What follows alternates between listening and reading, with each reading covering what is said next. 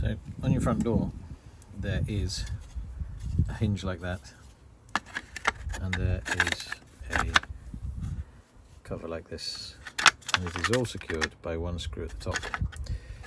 If you don't put it on properly, like I didn't because I was in a hurry, you break that off, which I did by going at it too quickly like a moron. And I've epoxied this back because yes, it is a cheap bit of plastic, but again, we don't need that much. We don't need more plastic in landfill. So do treat this. So that's just going to get some Dinitrol on to remove that rust. The other side was a lot worse, but do check it because water does come in here, and that does get a bit of a soaking. And there's a screw, I found it. Hey.